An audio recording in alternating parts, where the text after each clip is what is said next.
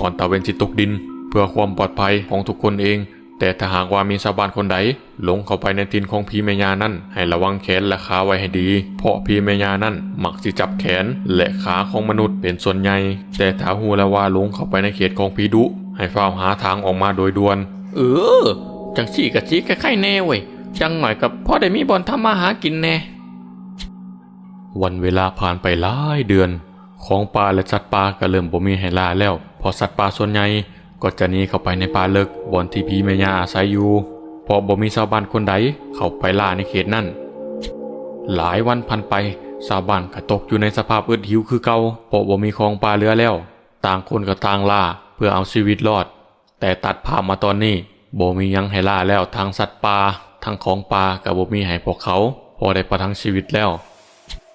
เฮ็ดจังไดดีพ่อใหญ่ปัญหามันเกิดอีกแล้วนี่โอ้ยก็จักว่าสิเฮ็ดจังไดแหละคันมันเป็นแนวนี้ลองคิดหาทางแก้ซอยกันเบิ่งดู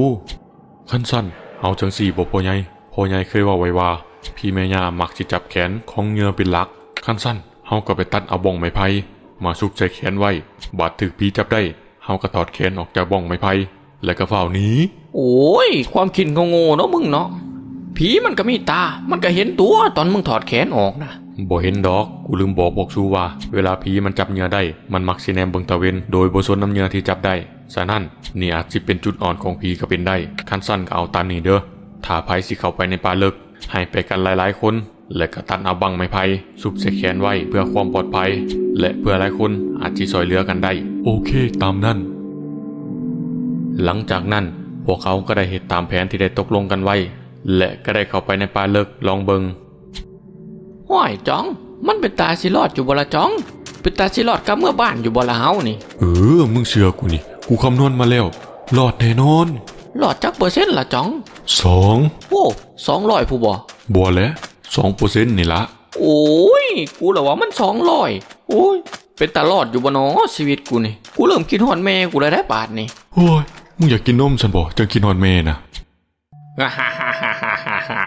ในที่สุดกูก็จับเหยื่อได้สักทีวะหลับปากกูละวันนี้ว้ายจอง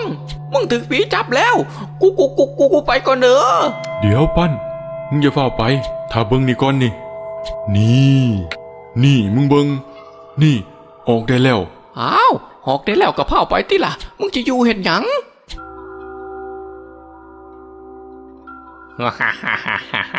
ได้เวลากินอาหารแล้วเว้ยอ้าวอาหารกูหายไปใส่วะคือมีแต่ไม่วะนั่นแหละครับกลัวผีสิหูตัวว่าเหยื่อที่เขา